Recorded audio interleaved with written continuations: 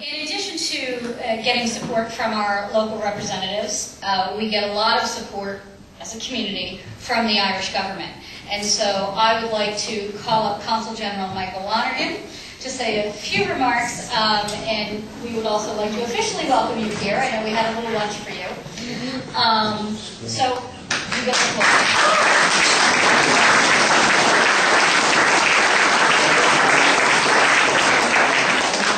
Thank you very much, Kelly. Thank you for that warm welcome.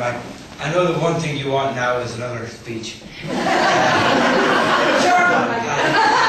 I was reminded of a dinner I attended once in Scotland where the main speaker spoke a little long. When he sat back down, he said to the chairman of the dinner, "I went on a bit long, didn't I?" And the chairman said, "Not at all, sir," he said. "He made a good inroad into the winter." It's fantastic to be here. I'd like to join with the congratulations to Chris, to John and to Larry and to the wonderful achievements they all have. I'd also like to pay tribute to the Charitable Irish Society. Irish Society. To be going to 1737 is something else. Up until recently, one could say the only organisations going since 1737 or thereabouts were banks, but even nowadays you can't even say that. I'm delighted to be here too in the distinguished company of so many past recipients of the Silver Key, most of whom I managed to meet in my only 2.5 months here in Boston. I hope I'll be indulged for mentioning our own Carol Darcy, the consul at the former Silver Key.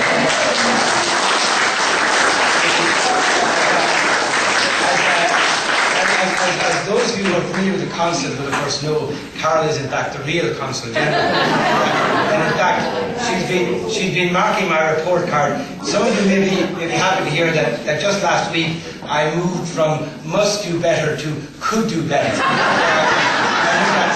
I think that's progress. I'm very keen about it. I also think on a slightly more important note that I think that the existence of the Charitable Irish Society since 1737 and the strong support it still gets from the community here is a great reflection both on the society but also on the community and on you, the people who come here tonight, to support it.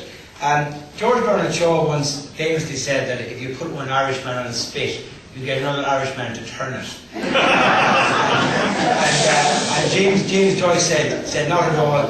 We were, if nothing else, a very charitable race, and I must say I incline to James Joyce on this. I think the Irish, we have many faults of the race, but I think charity is at the heart of one of the characteristics of Irish people, that there is a generosity and open-handedness there, and I think the existence of society in 1737 and its willingness for people to come and support it and the great work it does are testimony to that.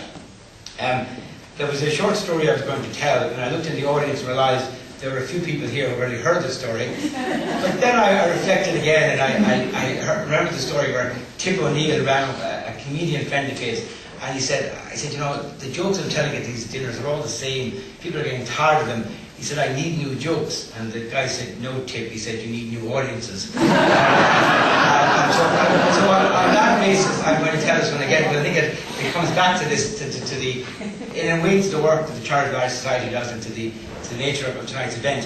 That in the 1920s, one of the most favourite and famous sons of Ireland, and indeed, as they would like to say, not just a son of Ireland, but indeed a son of Cork, Henry Ford, came back to Ireland and he established a Ford Motor Company in County Cork in the 1920s, on indeed the grounds of Cork Racecourse, which I would regard as slightly sacrilegious, but in the circumstances to be overlooked. In any case, he arrived in Cork and a big deal was made about visiting Henry Ford to Cork, and a local delegation from Cork City went to visit Mr. Ford at the Imperial Hotel in Cork, and they asked him to make a contribution to the new hospital in Cork City.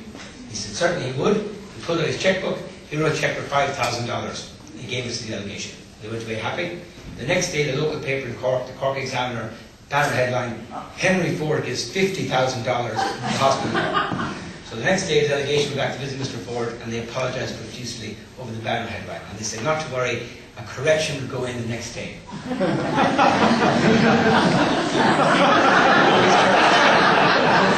Mr. Ford said, give me back the cheque. So he took back the cheque, tore it up, wrote a new cheque for $50,000. But he attached one condition to the cheque, which was that over the hospital in Cork there would be an inscription, which would read, and it reads to this day, I came amongst you as a stranger, and you took me in.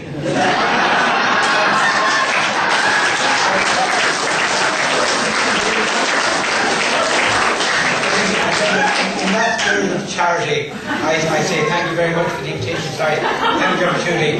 Thank you to the Charitable Society for all this great work. It's been a great pleasure to meet most of you here this evening. I've just arrived in Boston. It's been a terrific place to be sent to. I'm enjoying every moment of it, and I look forward to seeing you all again in the near future. Bring me a mug of there.